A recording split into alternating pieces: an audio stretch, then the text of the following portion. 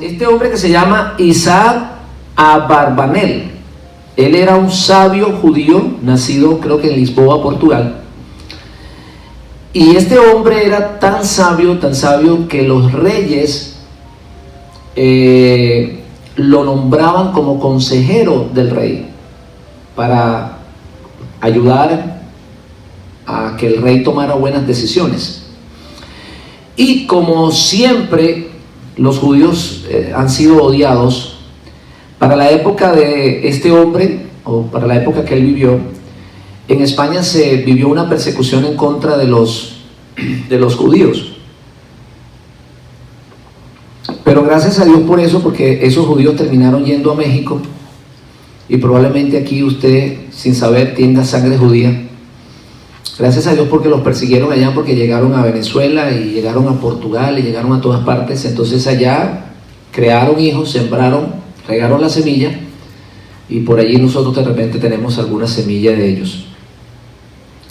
Entonces este hombre era odiado, y comenzaron a decirle al rey. Yo no sé si ustedes recuerdan el caso de, esto se parece mucho al caso de Daniel. ¿Sí recuerdan que Daniel era un hombre sabio que aconsejaba al rey? ¿Sí recuerdan, verdad? Y entonces, ¿qué pasó? Trataron de hacer la forma de buscarle un defecto a Daniel, y entonces fue donde crearon el edicto del rey y todo eso. Sucedió que la gente comenzó a hablarle al rey y decirle: mire, rey, este señor no es bueno, este señor tiene tal defecto y tiene tal cosa, y es así, es asado. Más o menos parecido a lo que hizo Naamán el sirio. Naamán se llamaba Naamán el sirio, darle malos consejos al rey de Siria acerca de los judíos. Entonces comenzaron a hablarle mal de él, y hablar mal, hasta que el rey llegó un momento y dijo: hombre, yo voy a ver si este hombre es fiel y es verdadero, es genuino. Y lo llamó y le dijo: ven acá, Isaac, yo quiero hacerte una pregunta. ¿Con cuánto dinero o qué dinero tú tienes realmente? Entonces lo tentó allí, porque nosotros sabemos que los judíos siempre han sido ricos, o por lo general siempre son gente que maneja mucho dinero. Entonces él sacó un papel, y en ese papel dijo: bueno, yo tengo, vamos a decir, una cifra para esta época, $5,000. Inmediatamente el rey se puso rojo y dijo: ahora entiendo que todo lo que me decían de este hombre era cierto. Este hombre es un falso, porque ¿cómo me va a decir que tiene $5,000 si su casa vale mucho más que eso, y además tiene negocios, propiedades? Entonces llamó a los guardias y lo metió preso. Métanlo preso, este hombre es un falso. La gente tenía razón. El que lo metió preso le quitó todas las propiedades y lo dejó sin nada. Lo dejó sin nada. Entonces, a los 2 días o 3 días que el rey ya se le había quitado la rabia, Dios lo inquieta y él manda a llamar a Isaac. Entonces él le dice: ven acá, Isaac, yo quiero hablar contigo, porque yo no estoy conforme con la respuesta que tú me dijiste. Yo te hice una pregunta y tú me mentiste. Y entonces le dice Isaac, dice: mi rey, mi señor, yo no le mentí. Usted me preguntó ¿qué realmente tengo yo? ¿O cuáles son mis posesiones que tengo? Y yo le contesté, yo le di la respuesta correcta. Por eso busqué mi papel, mi libreta. Y le dice: pero no entiendo. Dice: bueno, lo que yo verdaderamente tengo es lo que yo he dado, porque lo que yo he dado no me lo quita nadie, porque cada vez que yo doy algo, ese dinero está acumulado en el cielo. Lo que tengo, las posesiones que tengo en la tierra no son mías. De hecho, usted me las quitó todas, me dejó sin nada. Se da cuenta que no tenía nada, pero eso que yo di, usted no me lo pudo quitar. Eso es lo que tenemos, hermano, lo que usted da. Eso es lo que está acumulado en nuestra patria celestial. Se lo voy a decir con las palabras del maestro, sí, porque nosotros seguimos al maestro, ¿verdad que sí? Dice, no sembréis, ¿verdad? No acumuléis riquezas en la tierra, ¿donde qué? Donde la polilla corroe, o donde la polilla y el orín corroe, donde la polilla se come, daña, y el orín corroe, sino más bien hacer tesoro, ¿dónde? En los cielos. Entonces, lo que usted da es lo que usted tiene. Porque todos estos grandes ricos, millonarios, todo eso que ellos tienen cuando mueren, no se lo meten en la caja.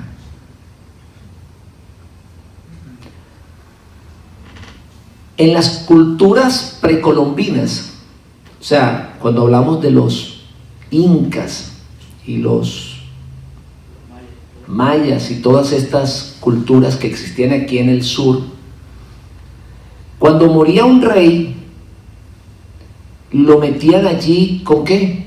Con el oro y con un montón de cosas en la tumba. ¿Y sabes qué ha pasado con eso? Ha pasado que se ha levantado unos ladrones de tumba, sí, y se van y abren la tumba de que tiene ahí 400.000 años y venga para acá que el muerto es muerto, y como dicen por allá, el muerto al hoyo y el vivo al ¿qué? Al bollo, a la comida.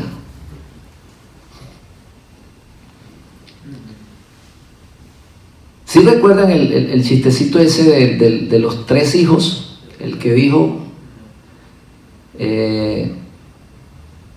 vamos, nunca le dimos nada a mi padre, por eso hay que darle a los padres, hay que darle cuando están vivos. Entonces llega uno que es médico y dice, hombre, yo le voy a dar aquí $3,000, y se lo metió en la caja. Y otro agarró y puso otros $3,000. Uno que era ingeniero. Y el abogado agarró, cogió los 6,000 y hizo un cheque por 9,000 y se lo metió allí.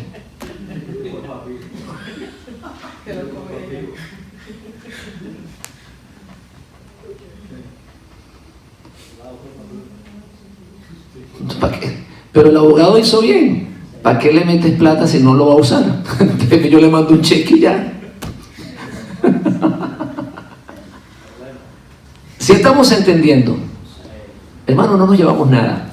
¿Pero qué nos vamos a llevar? A ver, ¿qué nos vamos a llevar, iglesia? Porque es que estamos aprendiendo. Nos vamos a llevar lo que hemos dado.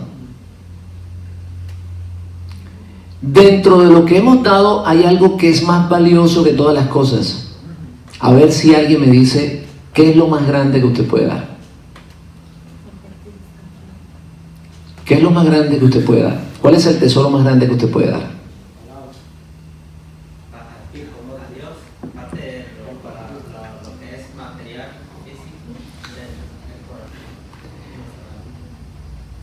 Pero dentro de las cosas que usted puede dar a la gente, porque usted le da el corazón a Dios, me refiero a la gente, es darle la palabra de vida eterna a las personas. Entonces, ¿estamos aprendiendo de esto, hermanos? Entonces, hoy nos llevamos para la casa esto. ¿Qué es lo que usted tiene? Yo no tengo nada, excepto lo que yo he dado. Y nos hemos propuesto dar, porque la Biblia dice que es mejor dar que recibir. ¿Eso no dice la palabra de Dios? Y si lo dice, hermano, la palabra es porque es así. Y también hay un versículo que dice, dar y recibís. Dad y se os dará. Aleluya. Hoy nos vamos a llevar una gran energía espiritual a través de la parashá que dijimos esta semana, que comienza ¿dónde, hermanos?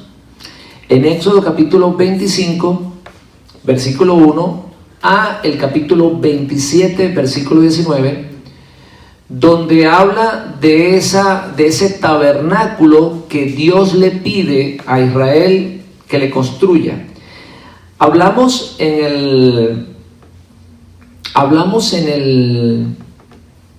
el comienzo de la semana, en el transcurso de la semana, que había algo que era lo más importante allí en la construcción del tabernáculo y que lo íbamos a explicar esta semana o en el Shabbat.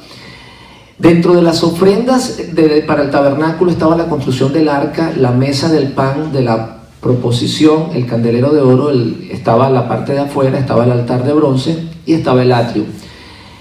Hay dos elementos, dentro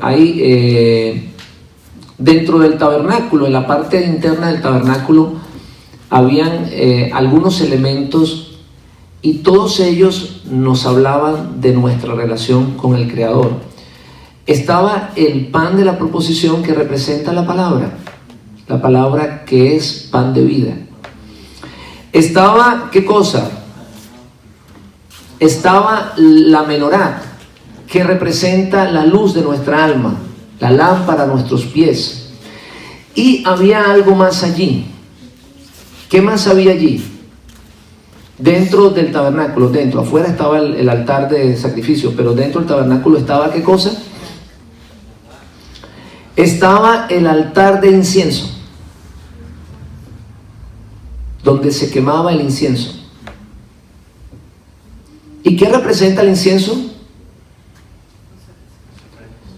Representa nuestras oraciones, que nuestras oraciones suben con un olor grato delante de la presencia de Dios, de la misma manera que sube el incienso.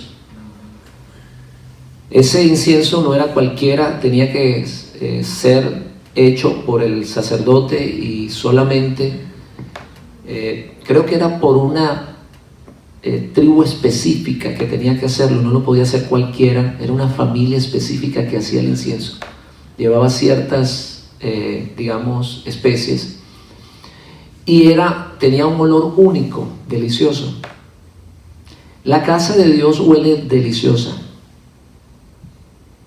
Por eso es que donde se predica la palabra de Dios uno siente paz. Miren, mis hermanos, que fuera del tabernáculo estaba, ¿qué cosa? Estaba el altar de sacrificios. En otras palabras, había una carnicería, vamos a decirlo así, en nuestros términos. Y usted sabe que donde hay sangre y hay carne, ¿qué más hay? Hay moscas. Había moscas por todos lados, ¿verdad que sí? Pero en el tabernáculo no había moscas, ni había malos olores, porque el incienso, ¿qué hacía? Espantaba las moscas. Nuestras oraciones espantan la muerte.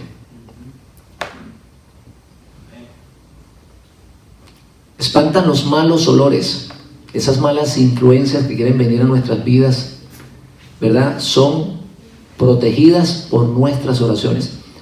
Cuando yo veo un hermano que necesita, Dios le pone a uno el orar por esa persona, entonces uno comienza a orar por esa persona y comienza a formar, ¿qué cosa? Un cerco de protección para que no lleguen las moscas a la persona. Moscas espirituales. Entonces allí en el tabernáculo había eso, un altar de incienso. Y dentro de los productos o dentro de las especies había una especie que no olía bien, y eso era precisamente lo que espantaba a las moscas. La oración no es tan bueno hacerlo, porque es un sacrificio, pero eso es lo que espanta a las moscas. Por eso usted no puede dejar de orar, porque lo que espanta a las moscas es eso. Lo que le va a dar vida o lo que va a mantener su alma con vida es eso, la conexión con Dios. Cuando usted ora de la misma manera que ese perfume o esa esencia o el incienso subía de forma vertical, no se iba para los lados. a pesar de que hubiese brisa, no se iba hacia los lados. ¿Cómo le parece? El incienso constantemente estaba subiendo, o en este caso lo que el sacrificio también, lo que se quemaba en el altar, no se iba hacia los lados, sino que era, porque el sacrificio es eso, es una forma de la oración. Cuando uno llevaba un sacrificio al altar, eso es una forma de orar a Dios o estar en comunión con Dios. Entonces eso subía verticalmente, y el incienso le sucedía lo mismo, siempre subía de manera vertical, enseñándonos que nuestras oraciones y nuestros sacrificios llegan delante de la presencia del Eterno, que no importa si viene un huracán o un viento, Él va a subir delante de la presencia de Dios. ¿Cómo le parece? ¿Parece interesante? ¿Verdad que es importante orar? Y por eso la Biblia dice orar unos por los otros. Cuando usted ve a un hermano que tenga ciertas dificultades y que usted lo mira distinto, usted lo mejor que puede hacer por esa persona es orar, porque allí está formando un cerco de protección y está ayudándolo, ¿verdad?, a que él alcance el objetivo que Dios tiene para él. Entonces, allí había todo eso. Estaba el pan, estaba el candelero de oro, que representa la luz, la Torá. Cuando nosotros tenemos la Torá, ¿verdad que llega claridad a nuestra mente? ¿Verdad que sí? ¿Verdad que nosotros se nos aclaran muchas cosas que no teníamos, que teníamos dificultad para ser entendidas? Eso es porque ha llegado la palabra de Dios a nuestro entendimiento. Y luego afuera estaba lo que es la parte del atrio, estaba el altar de bronce, que era donde se hacían los sacrificios, y el atrio, donde la gente traía los animales para ser sacrificados. Recordemos, hermanos, que todo esto no era para perdonar los pecados de muerte, porque hay personas que sí creen eso. La gente piensa que la ley de Moisés estaba, o el tabernáculo, o los sacrificios que se traían al altar, eran para aquellas personas que cometían pecado de muerte. No. El brujo no podía traer ningún sacrificio, era muerto, lo mataban, lo quemaban. Él no podía ofrecer ningún sacrificio. Estos eran para los sacrificios que estaban permitidos o que podían ser cubiertos por la ley levítica. Eran ciertos sacrificios, ciertos pecados,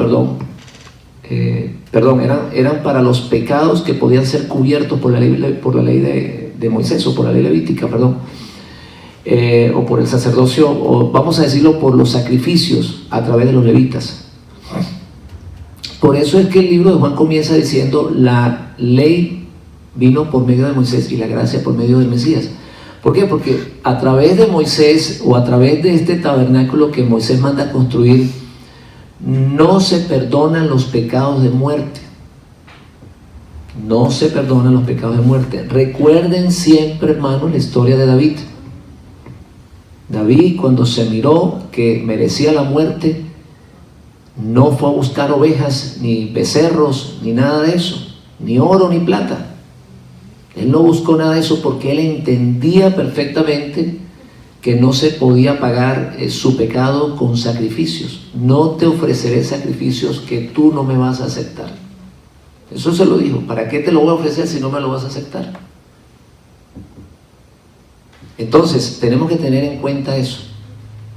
Esto eran pecados por ignorancias, y ciertos pecados que podías traer, digamos, sacrificios al altar para ser expiados. Cuando la persona cometía pecados, por ejemplo, cuando la persona se despiaba y comenzaba a adorar a un Dios fuera del único Dios, ¿qué le sucedía? A ver qué le sucedía. Le cortaban la cabeza. ¿No fue lo que hizo Elías con los profetas de Baal? La gente piensa que los profetas de Baal eran gente pagana. No, eran israelitas que comenzaron a adorar a Baal. ¿Y qué le hizo Elías? le cortó la cabeza, quiere decir cortado del pueblo de Israel. Entonces, dentro del tabernáculo se espiaban, o a través del tabernáculo se espiaban ciertos pecados, pero no los pecados de muerte. Al hechicero había que quemarlo, al idólatra había que asesinarlo, al que llevara su pueblo a adorar a otro Dios, había que apedrearlo. Esa es la razón por la cual apedrean a Esteban, porque ellos creen que Esteban lo está llevando a otro Dios, o lo está llevando a una falsa doctrina, o lo está llevando a algo distinto. Entonces los judíos lo mandan a apedrear, y allí estaba Pablo pensando eso. No se estaban dando cuenta que Esteban estaba cumpliendo la voluntad del Eterno. Entonces, dijimos en el transcurso de la semana que íbamos a hablar de lo más importante de este tabernáculo. ¿Por qué? Porque hay muchísimas enseñanzas que podemos sacar del tabernáculo. Pudiéramos estar aquí hablando todo un año. Y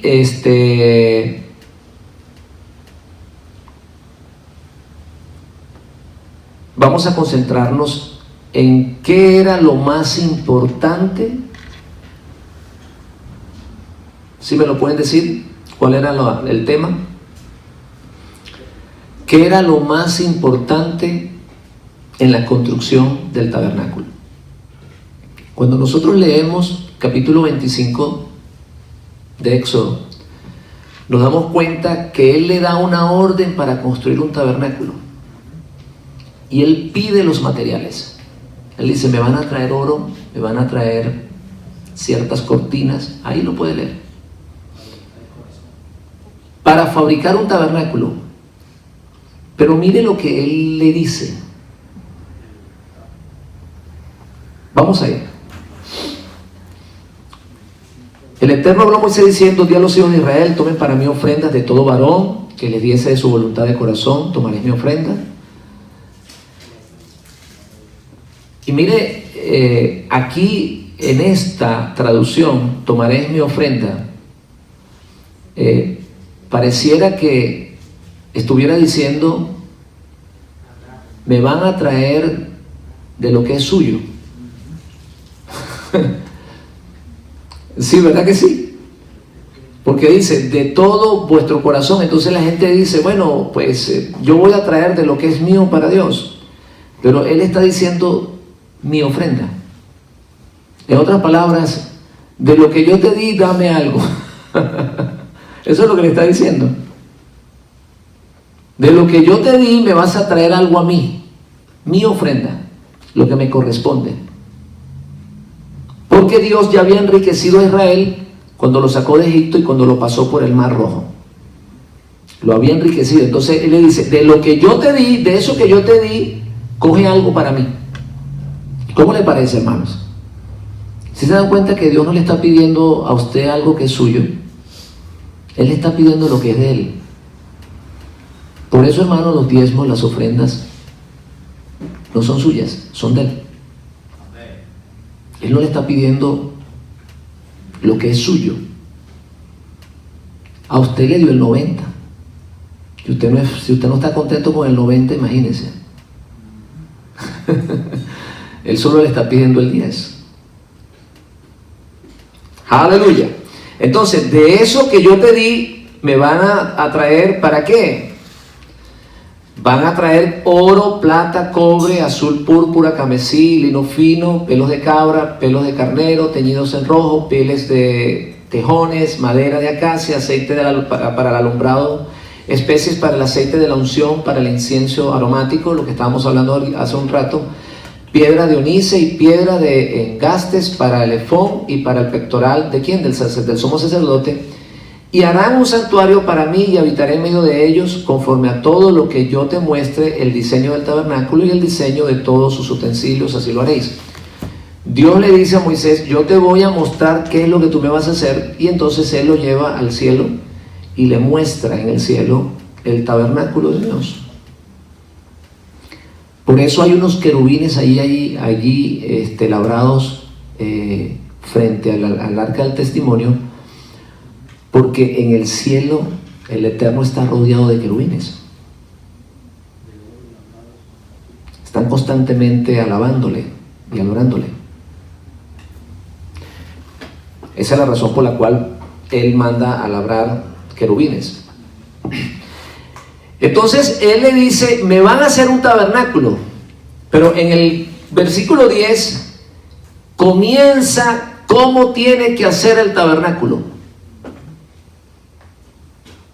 Si estamos entendiendo esto, mis hermanos, Él le dice, me van a hacer un tabernáculo, pero Él no explica hasta ese momento cómo va a ser el tabernáculo. Él dice, tráigame ciertos materiales, tráigame oro, tráigame plata y todo lo que ellos van o lo que necesitan para fabricar el tabernáculo.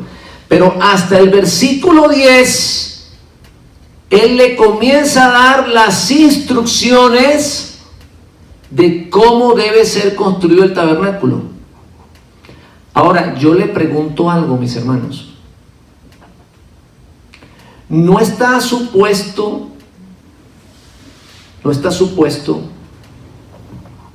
hacer primeramente el lugar donde va a habitar la persona. Dios hizo la tierra primero, hizo la casa primero y luego hizo al hombre. ¿No fue así que lo hizo? Esa es la lógica. De la misma manera que usted decora el cuarto del niño antes de que llegue. ¿Por qué? Porque viene un niño en el camino, para que el niño tenga dónde dormir y dónde vivir. Esa es la razón por la cual en la casa de Israel el hombre va y construye la casa primero y después se casa. No como hacen ahora la gente, que acogen a la pobre muchacha y la meten debajo de un puente. Y la muchacha aguanta hasta que ya llega un momento que no aguanta más. Y se voy para la casa de mi padre, que ya pues tengo techo, comida y aire acondicionado. La lógica humana es esa. Y eso nos enseñan las escrituras. Dios hizo primero la tierra porque iba a traer, ¿qué cosa? A un bebé. Hizo la casita porque iba a traer a un bebé a la tierra. Iba a traer al hombre a la tierra. Por eso la comenzó a ordenar y la puso bella como lo es. Porque la tierra es hermosa. Acá estamos viendo que Dios está haciendo algo primero que la casa. Comienza a darles instrucciones de cómo tiene que hacer, ¿qué cosa? El arca. No en sí la casa. El arca iba dentro de la casa. Estamos hablando de lo más importante del tabernáculo. Y lo más importante, hermanos, siempre es lo primero. ¿No es así? Por eso el Mesías es el primogénito. El primero. Es el más importante. Entonces, ¿qué sucede? En la fabricación del tabernáculo, Dios le estaba enseñando al pueblo de Israel que para él lo más importante era el pacto que estaba haciendo con Israel. Cuando él dice, vas a hacer un arca y la vas a cubrir, la vas a hacer de madera de acacia y la vas a cubrir con oro por dentro y por fuera, y colocarás allí el pacto, o colocarás allí las tablas del pacto, le estaba enseñando a Israel que lo principal y lo más importante es que tú entres en pacto con Dios. Si tú no entras en pacto con Dios, estás afuera. Lo que siempre les he enseñado yo. Su pueblo estaba en Egipto, pero no estaba en pacto. era su pueblo, pero no estaba en pacto. Él lo saca de Egipto y ¿qué hace? Le entrega la Torá, los mandamientos, para que entres en pacto.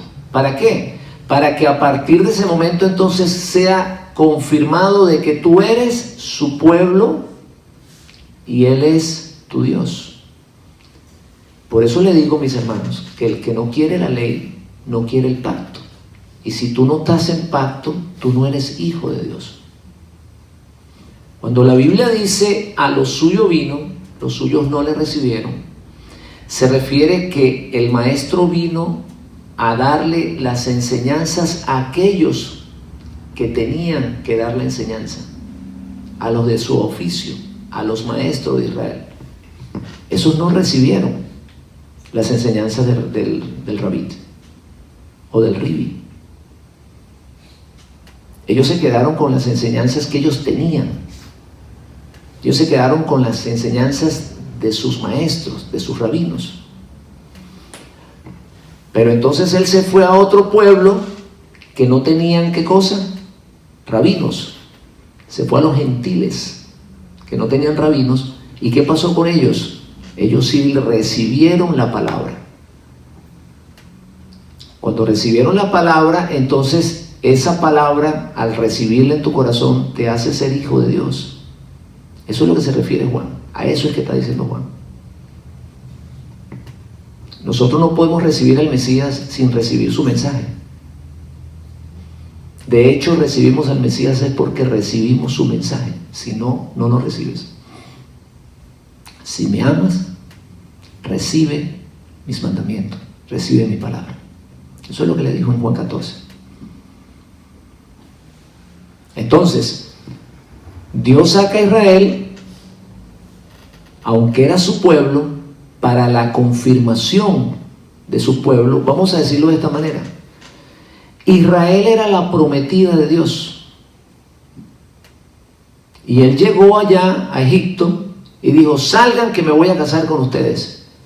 Y algunas salieron y otras no. La historia de las vírgenes insensatas y las prudentes. Allá en Israel había un pueblo grande. No habían 2 millones de personas. Si salió nada más el 20%, quiere decir que habían 10 millones de personas israelitas en Egipto. ¿Pero cuántos salieron? Aproximadamente 2 millones entre niños y mujeres y ancianos.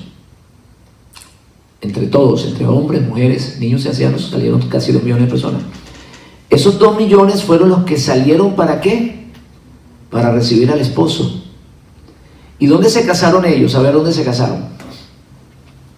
Se casaron en el Sinaí, bajo la jupá, perdón. Allá en el Sinaí se comprometieron cuando recibieron la palabra de Dios, cuando recibieron los mandamientos. Allí dijeron: vamos a obedecer todo lo que Él nos diga. De igual manera que cuando una mujer se casa con un hombre, ¿verdad?, está supuesto a seguirlo, a él, a seguirlo. La mujer sigue al hombre, no el hombre a la mujer. Sí, hermanos, es que los tiempos han cambiado. Esto de la liberación femenina ha cambiado los rumbos. La mujer sigue al hombre y el hombre tiene que amar a la mujer, no comprenderla. Hay momentos que uno no la puede comprender, pero hay que amarla. Sí, eso fue lo que dijo el apóstol Pedro. Hay que amarla. Entonces, la mujer sigue al hombre. ¿Y cómo lo sigue? Obedeciéndole al hombre. Esa es la mejor manera de seguir al hombre. Entonces, ¿qué sucede? Allí en el Sinaí, el pueblo se estaba comprometiendo en seguir, ¿qué cosa? Los mandamientos del Eterno. Entonces, allí se estaba casando Israel con el Dios eterno. Entonces, aquí en la construcción del tabernáculo vemos la confirmación de que para Dios lo más importante no era en sí el oro, no era en sí la plata, ni siquiera los sacrificios que estaban haciendo afuera. Por eso los sacrificios los mandó para afuera. El lugar santísimo, donde solamente una vez al año podía entrar el sumo sacerdote, estaba exclusivo para el arca del pacto. Por eso que el objeto más importante en el tabernáculo era nada más y nada menos que eso, el arca del pacto. Y eso fue lo primero que Dios le mandó a construir al pueblo de Israel. Ya explicamos en el comienzo de la semana que esa no era la idea de Dios. Que Dios no quería guardar su palabra en un cofre de oro. No quería. Pero a través de la caída por el becerro de oro del pueblo de Israel, entonces se vio limitado a eso. Dice, bueno, yo ahora pues voy a habitar aquí con ustedes, pero lo voy a hacer acá, en este pequeño cuartico. Se limitó a vivir en un pequeño cuarto, vamos a decirlo de esa manera. ¿Y sabe qué estaba en ese cuarto? Estaba su palabra. ¿Y sabes qué estaba escrita en su palabra? Si ustedes guardan estos mandamientos, yo estoy aquí. Estoy con ustedes. Y el día que no los guardan, me voy de acá. Así de sencillo. No piense que Dios no se le va a ir de su vida. Se le va. Facilito. Deje de guardar los mandamientos. No importa en la religión que usted esté. No importa cuántos sacrificios ofrezcas. Porque llegó un momento que Israel dijo, bueno, aquí hagamos lo que sea y no hay problema, vamos a montar aquí un altar y hagamos sacrificios. Y traían sacrificios y el Eterno le dijo, estoy harto de sus sacrificios. Ya no quiero más eso. Porque ellos creían que haciendo sacrificios podían agradarle a Dios. Y eso es lo que sucede dentro del cristianismo. Vaya al culto el lunes, vaya el martes, vaya el miércoles, vaya el jueves, vaya todos los días, trabaje aquí, vaya y ore. Y una cantidad de sacrificios, córtese el pelo, no se lo corte, póngaselo largo, póngase la falda, póngase la corbata, póngase esto. Ponga a las mujeres de este lado, ponga a los hombres del otro, póngase un vestido de esta manera, póngase un vestido del otro, y esos son una cantidad de sacrificios, pero no guardan sus mandamientos. Están llenos de ¿qué? De enseñanzas de hombre. Y llegó un momento, hermanos, que Dios le dijo, sus fiestas, otras palabras, no son las mías, ustedes están haciendo fiestas suyas, las mías son distintas. Ya en las iglesias cristianas es normal mirar que celebren el Halloween, ¿sí? El día de San Valentín, el amor y la amistad y todo eso. Fiestas que no tienen que ver. Navidad, Año Nuevo, todo eso son fiestas que no son del Eterno. Pero las fiestas del Eterno no se celebran. No se celebra el Shabbat. No se celebran las primicias, las trompetas, nada de eso. Cambiaron las fiestas del Eterno por las fiestas de los hombres.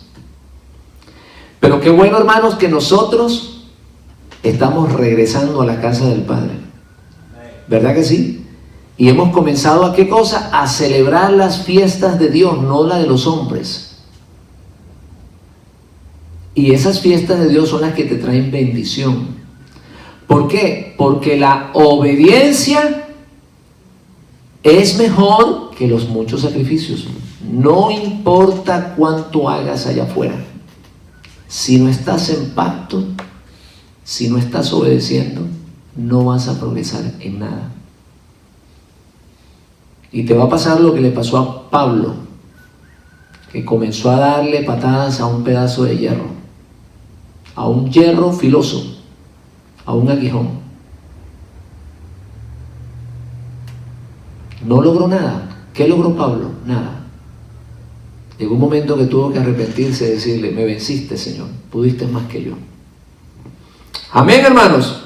Entonces, hermanos, esa caja o esa arca del testimonio, como la conocemos, estaba compuesta de ¿qué cosa? Harás también un arca de madera de acacia, cuya longitud será de 2 codos y medio su anchura, y codo y medio, y su altura de codo y medio. ¿Y la cubrirás de qué? De oro puro. Ojo con esto, no dice de oro. Una cosa es oro y otra cosa es oro puro. Por eso a veces uno ve a una persona con unas cadenas así grandotas, parecen unas cadenas esas de camión, esas que usan los barcos, unas cadenotas. Sí. Y uno dice: hombre, esa cadena debe costar un platero. Y por dentro es hueca. Pero el arca tenía que ser ¿de qué cosa? De oro puro. Oro puro. En otras palabras, sin ningún tipo de aleación. No me lo mezcles con nada. Amén, hermanos. No me mezcles el oro, dice el Eterno. Entonces estaba compuesto de oro y de madera. ¿Y sabes qué estaba diciéndole el Eterno al pueblo de Israel con eso? Porque allí iba ¿qué cosa? A ser colocado las 2 tablas o las piedras, ¿verdad? Con los 10 mandamientos, vamos a decirlo así. ¿Sabe qué le estaba diciendo Dios al pueblo? Mi palabra es árbol de vida. La madera representa el árbol. Es árbol de vida. Y es más valiosa que el oro puro. Amén, hermanos. Eso le estaba diciendo Dios al pueblo.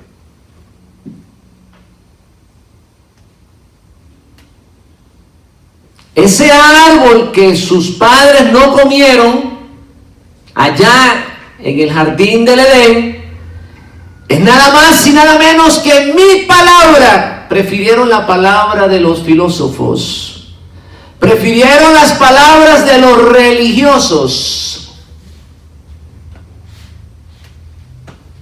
pero mi palabra es más valiosa que el oro fino.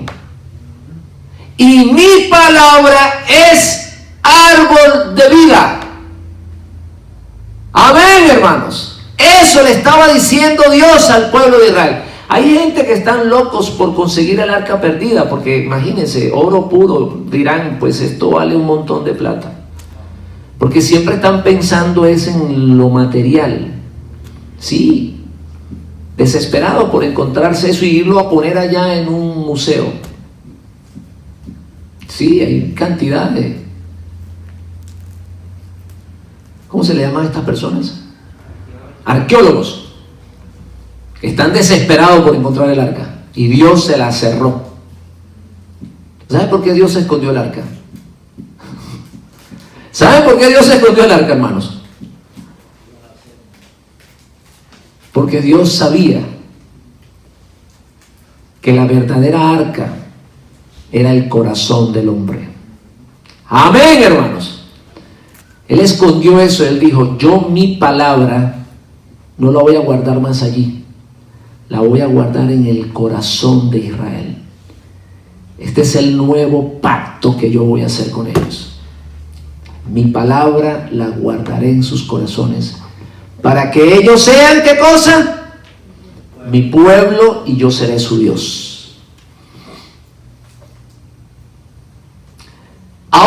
Ahora, hay algo que vemos aquí en la construcción del arca, y es que había madera en el medio y por fuera estaba cubierto de oro. ¿Y qué más? Y por dentro también de oro. ¿Eso no es lo que dice? Sí, porque él podía haber hecho el arca de madera y ponerle oro nada más por fuera. De todos modos, pues por dentro nadie lo mira. ¿Verdad que sí? A ver, hermanos, si estamos copiando lo que el Padre nos quiere enseñar esta tarde. Él podía haber hecho el arca de madera por dentro, una madera fina, la mejor, y por fuera cubrirla solo con oro. Es más, de todos modos nadie podía ver lo que estaba dentro del arca. ¿Cómo le parece? Nadie podía ver, ni se le ocurriera a alguien abrir el arca porque inmediatamente caía muerto. Allí en esa arca solamente el que metió las tablas pudo verla. De resto nadie más podía abrir el arca. Permanecía cerrada. Entonces nadie la podía ver. ¿Cuál es la razón por la cual él manda a cubrirla con oro por dentro y por fuera? Y la madera estaba en el centro. Para enseñarnos, mis hermanos, para enseñarnos que cuando tú tienes la palabra de Dios en tu corazón, tú estás enriquecido por dentro y por fuera.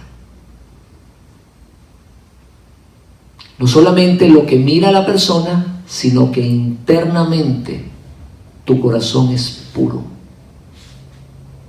Cuando verdaderamente tú guardas los mandamientos para Dios, no solamente tú luces bien por fuera, sino que por dentro eres puro oro.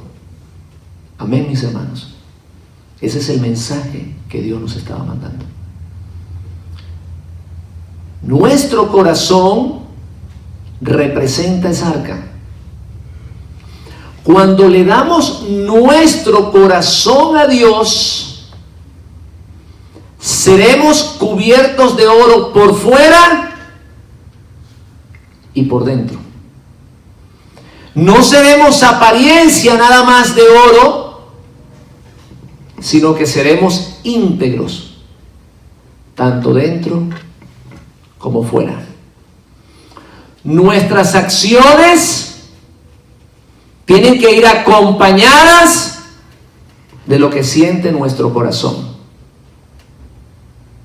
de lo que sentimos internamente. No somos una apariencia. En otras palabras, tenemos que vivir la palabra, no aparentar las cosas, como lo podemos ver, hermanos, dentro de las religiones.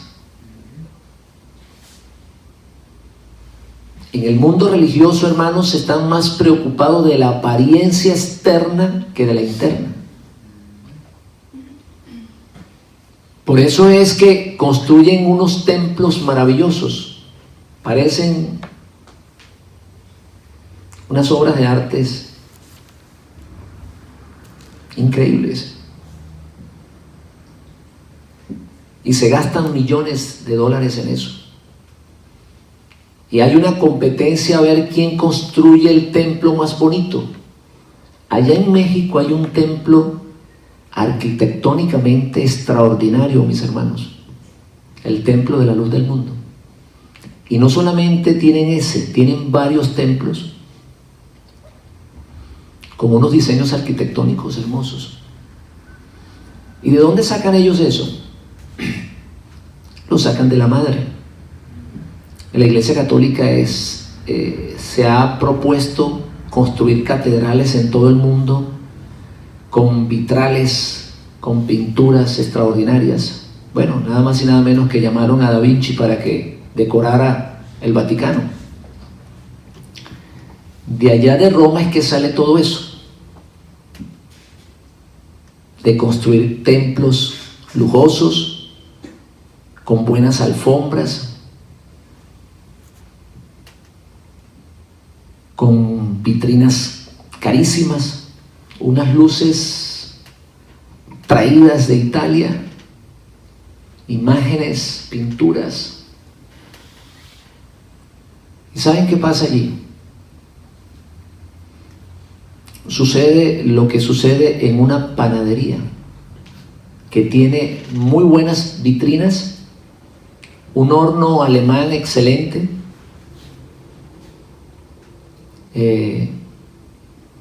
está el panadero, el que sirve el pan, el que lo vende, y un lugar espectacular, pero no hay pan.